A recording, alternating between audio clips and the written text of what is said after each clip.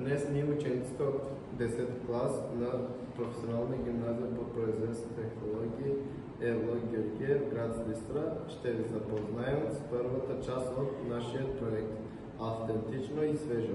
Бъдещето на храната». Като обекти на нашето изследване е Боб Мунк. Аз, Сали Сулейман, ще подготвим лабораторна проба и работен разтвор, необходими за следващите етапи от нашия проект. Отделянето на лабораторната проба ще направим по метода на кръстообразното деление. Зърното от средната проба ще изсипим върху подходяща повърхност, разбърква се много добре и се оформи в вид на квадрат с дебелина до сантиметър и половина.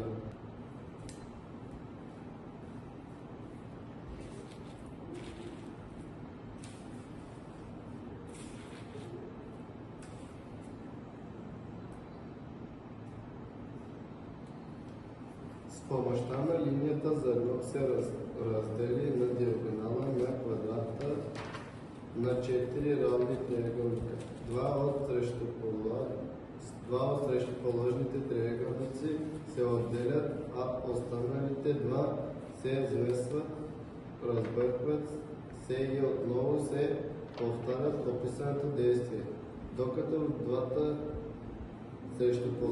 срещуположни триъгълника остава толкова, колкото е необходимо за лабораторна проба, т.е. 5 грама.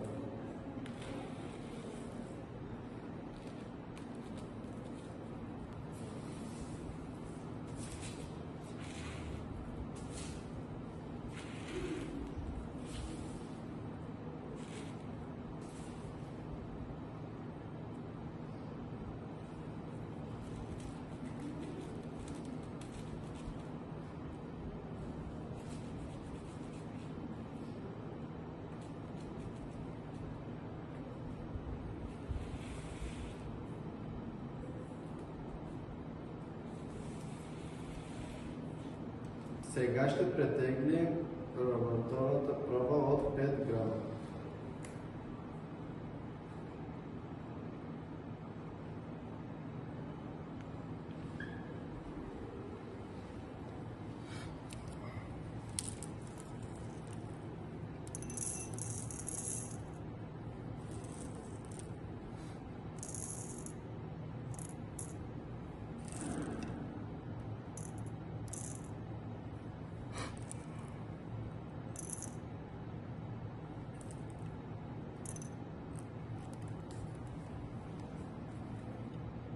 След като сме приготвили лабораторна проба от 5 грама, продължаваме с подготовката на лабораторния разтвор. Пробата от 5 грама се шрутува в хаванча с пестики.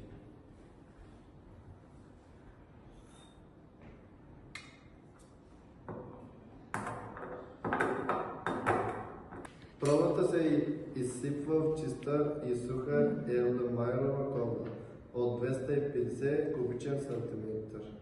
В колбата се наливат около 50 кубичен сантиметър дестилирана вода и се разклаща до пълно хомогенизиране.